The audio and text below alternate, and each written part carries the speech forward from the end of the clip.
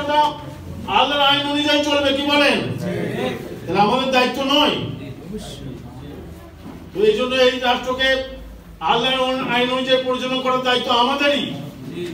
এদেশে যারা আল্লাহর গোলাম হিসেবে নিজেকে দাবি করে, স্বীকার করে, তাদেরই তো দায়িত্ব, কি বলেন?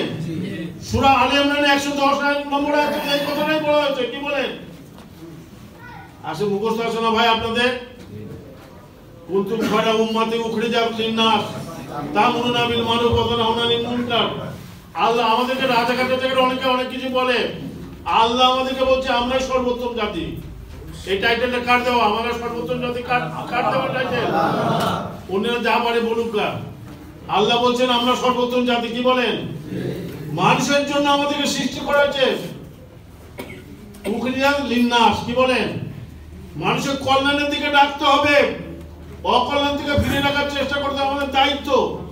এই দায়িত্ব যদি পালন না করি, পরকালে কিন্তু কঠিন আযাবের সম্মুখীন হতে হবে। পরকালে যে যাকে আল্লাহ দুর্ভাগ্য করেছে সে জাহান্নামে যাবে। জাহান্নামে সবচেয়ে কম শাস্তি যার, তাকে দুটো আগুনের জুতা পরানো হবে, এবং এই দুটো আগুনের জুতা পরানো করে লোকটা মগজটা গলে গলে পড়তে থাকবে। যেমনি ভাবে ভাতের বাড়িতে ভাত হওয়ার পুরো মুহূর্তে পাতিলের চতুর্দিকে মাড়গুলো গলে গলে পড়ে, এমন একটা কি শাস্তি আমরা ভোগ করতে পারবো ভাই? তাহলে আমাদেরকে চেষ্টা করতে হবে। অপরপক্ষে যিনি পরীক্ষায় পাশ করবেন জান্নাতে যাবেন, জান্নাতে সবচেয়ে নিম্ন গ্রেডের জান্নাতি, সর্বশেষ যিনি যাবেন দুনিয়ার 10টার সমান জায়গা পাবেন, কি বলেন? আমরা তো একটা ফ্ল্যাট হলেই খুব খুশি, বা একটা ফ্ল্যাট যার চেষ্টা করে বানাতে পারলাম, কি বলেন?